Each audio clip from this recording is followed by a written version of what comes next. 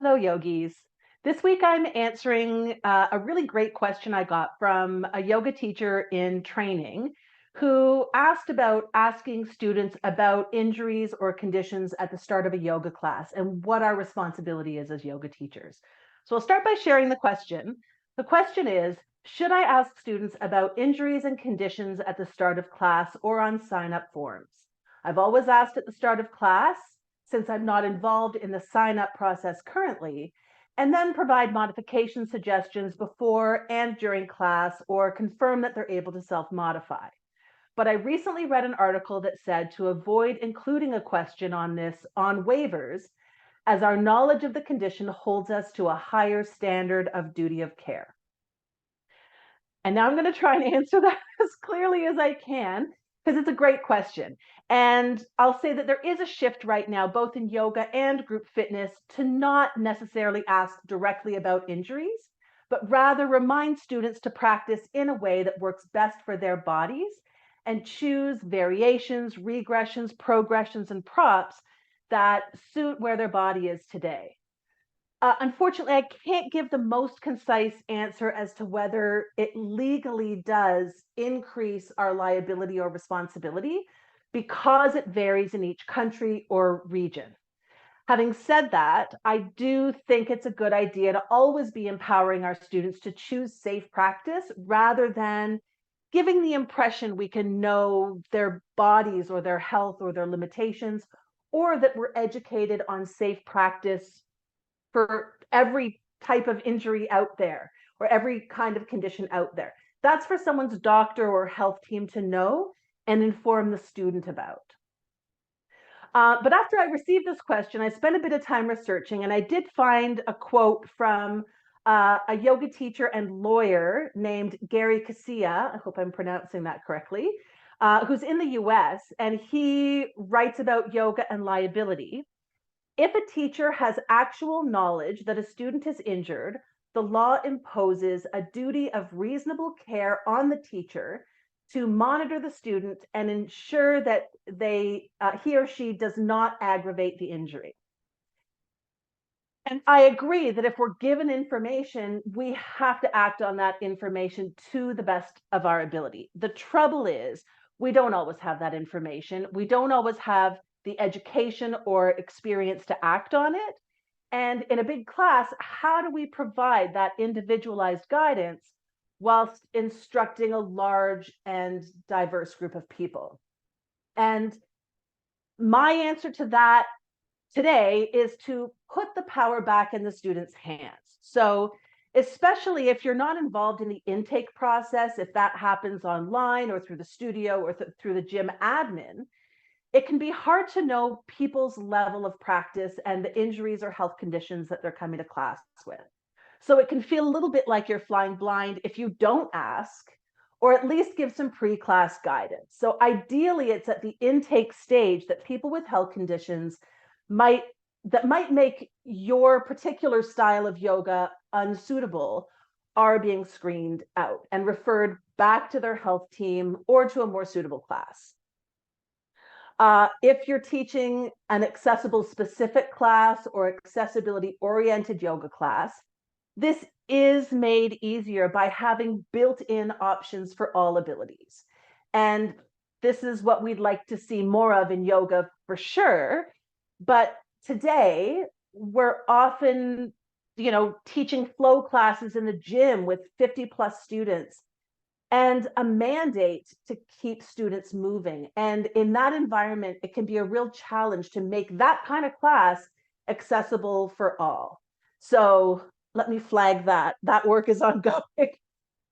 And let's take a moment just to consider what are the issues with asking or not asking about injuries before your yoga class. So the issues with asking about injuries is that it may increase your liability or your duty of care.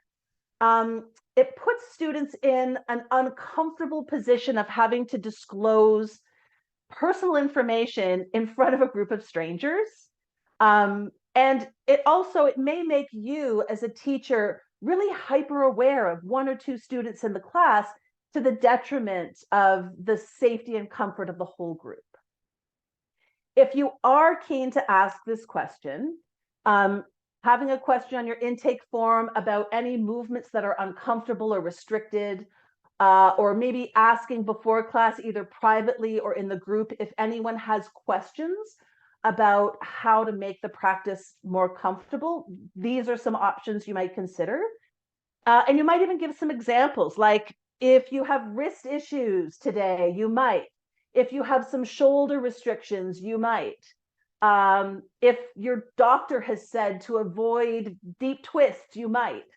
And follow up with offering some accessible options.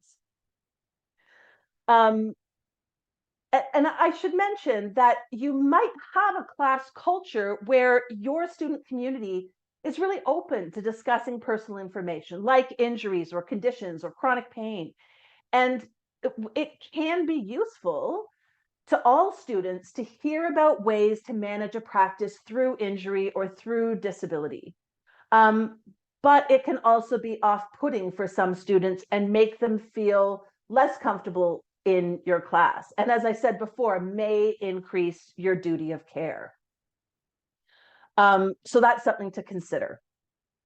The issue with not asking about injuries is that you don't know if people are coming to class with injuries or mobility issues or pain or disability or a health condition, or they need assistance. And also, students may not be aware that there are risks in yoga, like in any movement practice. And without that information, they may not know that they could benefit from or be safer if they use a more accessible or safer option for their body. So one way to manage that is to educate your students that there are risks in all movement, including yoga. And you might discuss specific risks for particular issues like blood pressure, osteoporosis, carpal tunnel. Continually providing options and versions for all students is another technique that we want to use, or strategy. And you can provide options in a variety of ways. Like I said before, you can talk about if you have wrist issues, you might try, or you could frame it a little bit differently. If you're looking for more support, you could try. If you're looking for more ease, you could try. If you need more space in this pose, you might. If you want to try another option, you might. And this kind of languaging and invitation worked for all students, whether they have an injury, they're in a bigger body, or they're needing a different option today for any reason. In my own teaching for almost 30 years, I've used an intake form that screens for students who are not suited to the practice I teach. And that might include unregulated high blood pressure, heart condition, osteoporosis, so that they can have a conversation with their health team about safe practice and then return with that guidance from their doctor. But I'll say as well, at this point, I am in the process of considering changing the language on my intakes about injuries to instead ask about their need for accessible options. So rather than framing it around injuries, framing it around accessibility. I should say, I also provide pre-registration information for prenatal students. In my region, it's a requirement to have prenatal training to include prenatal students in your class, and I don't have that. So my intake is very clear that my classes are not for prenatal students, and then I'm happy to make recommendations to another class or another teacher. So that's something to consider. I do have a general pre-class discussion to remind students that there are risks in movement and guidance on listening to your body, choosing options that work for you, and generally how to practice safely. I recommend all teachers make space at the beginning of their class to remind students about their responsibility to practice safely and to let them know that you'll be offering lots of options throughout class. But of course, again, sometimes with big classes and late arrivals, that can be challenging. It could be worth it to have an email that goes out to students prior to their first class or on a regular basis with these tips for safe and comfortable and easeful and joyful practice, so that they've got that, they're armed with that information and they're reminded of that information.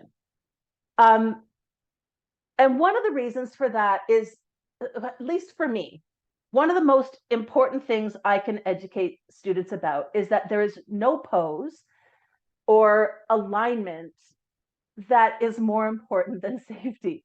There's no right way to practice. So there's no need to compromise safety or risk injury, even when you're looking for a challenge in your practice.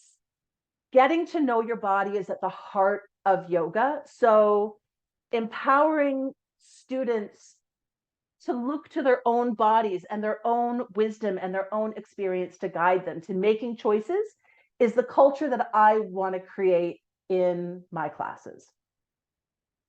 That's my very long-winded answer to that question. It's such a great topic for discussion.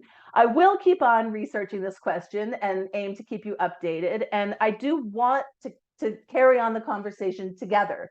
So if you have questions, if you have insights, if you have experiences to share, please do comment below, send me an email. I'd love to hear from you. I think that this discussion leads to a larger conversation about the incidence of injuries in yoga. How often do they happen? When do they happen in class? How do we manage them? Which is another discussion that we'll have very soon. If this discussion has sparked your curiosity or your concern, it is worth making a call to your insurer or your professional membership body, Yoga Alliance, Yoga Australia, AusActive, to find out what the requirements and guidelines are in your region for asking about injuries, gathering information, and they'll be the best guide to you on those kinds of specifics. For now, I'm going to close. And in the notes, I've flagged a few articles that I've had on file in the past that kind of touch on this topic if you're looking for a little bit more reading. And again, I would love to hear from you and hear your thoughts, your ideas, your insights, and your experiences. So please do comment or drop me a line, and it would be great to hear from you. Thank you so much.